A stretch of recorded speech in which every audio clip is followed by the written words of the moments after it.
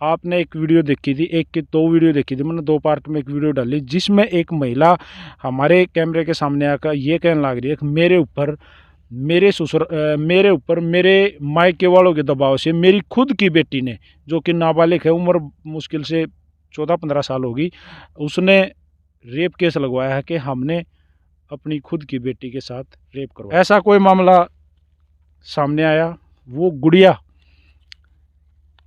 जिसने ये आरोप लगाए हैं अपनी खुद की सगी माँ के ऊपर, वो हमारे कैमरे के सामने है। भाई मैं आपको बात कराऊंगा सबसे पहले। हाँ गुड़िया, ठीक हो आप? हाँ। तो थोड़ी तेज बोलिए लडो। ये बताओ, देखिए आप इतने भी बच्चे नहीं रह रहे हो, एज कितनी होगी आपकी? मेरी 14 साल। 14 साल। और कौन सी क्लास में पढ़ो हो? 9th। 9th क्लास में। देखिए इतने भी नादान नहीं हो, जो बात होने लग रही है कि उसको नहीं समझो।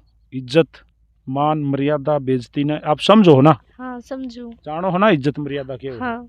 तो लडो, आपने अपनी माँ के ऊपर जो ये अपने बाप के ऊपर ये घिनौना जो इल्ज़ाम लग गया है, वैसे सोचो अगर, तो घिनौना है ना ये इल्ज़ाम? है तो घिनौना, पर कराया तो उन्होंने ही है ना।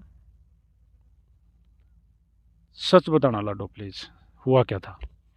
मैं रात के 10 बजे आता था, वो जो जिसके साथ मेरी मम्मी का रिलेशन था, महीने में 3-4 बार आता था। ठीक है। तो एक दिन वो आया घर पे, मेरे को पता नहीं था ये किस चीज़ के लिए आता था। मैं बाहर आंगन में सो रही थी, वो कुछ दारू की बोतलें लेके आया था। पहले तो मेरी मम्मी ने और उसने, जिसके साथ रिलेशन चल रहे थे मेरी मम्मी के साथ, तो उसने दारू पी। आपकी मम्मी ने भी? हाँ। आपने देखा? हाँ देखा था मैंने। तो मैं कुछ बोली नहीं, मैं सो गई थी। फिर वो मेरे को ज़बरदस्ती अंदर कमरे में उठा के लेके गई थी, जहाँ पर मेरी माँ भी मौजूद थी। तब कौन लेके रेप गई हुआ थी था। आपको अंदर? मेरी मम्मी और जिनके उनका रिलेशन चल रहा था, जिनके साथ। वो दोनों? हाँ जी। आपको क्या बोल के लेके गए? मेरे को कुछ बोलने ही नहीं दिया। एक ने मुंह पकड़ा, एक ने हाथ और पैर। अच्छा। हाँ। तो अंदर ले गए? हाँ। अंदर ले जाने के बाद में जो दुष्कर्म का आपने सीधा आरोप लगवाया, ऐसा हुआ था? हाँ हुआ था, मेडिकल तक प्रूफ हो चुका है।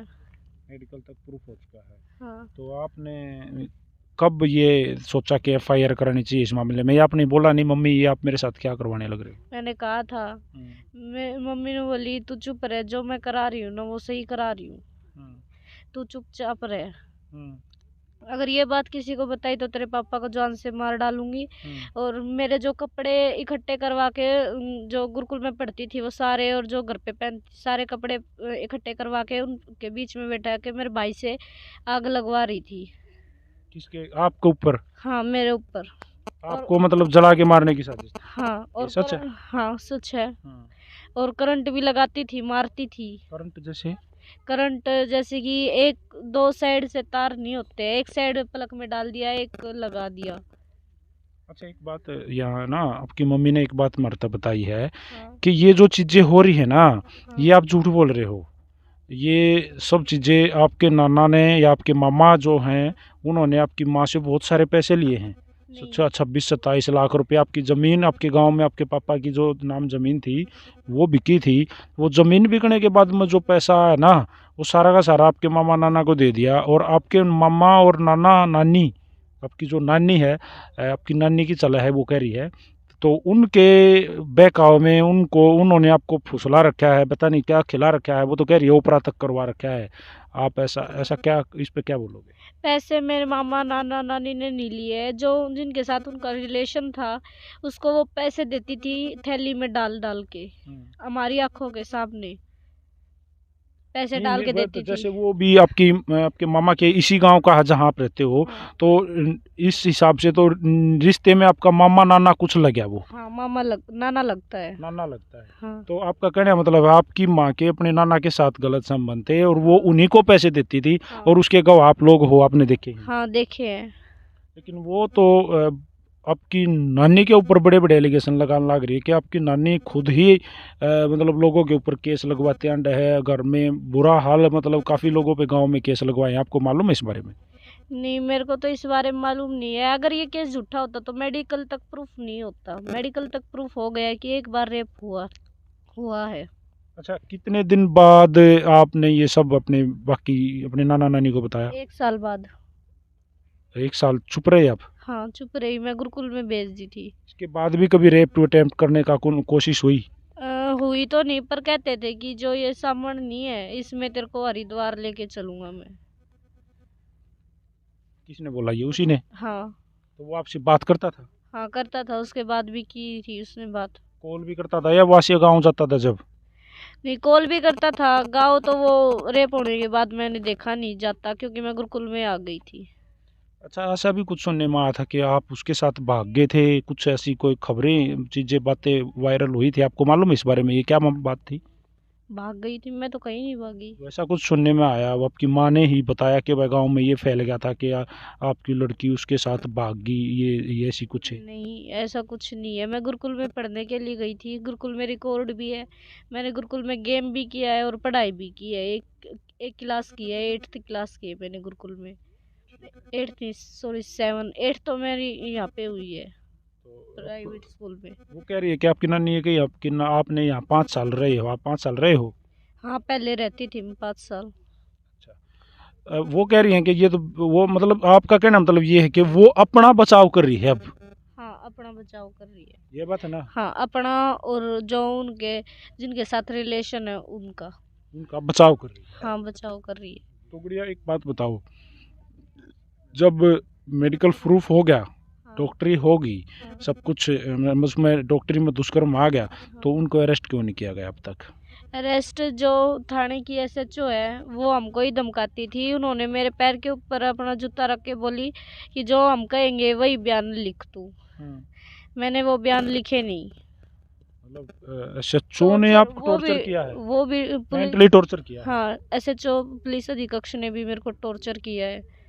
अब जब आप इतने सारे मामलों के बीच में घूमी हो, हाँ। आप थाने में गए हो, आप कोर्ट गए हो, आप डॉक्टरों के पास गए, सब चीज़ों से वाकिफ हो गई, तो अब आप चाहते हो कि भाई उस आदमी को सज़ा मिले जिसने आपके साथ ये घिनौनी हरकत करी, और आपकी माँ भी जेल जाए? हाँ, जाए।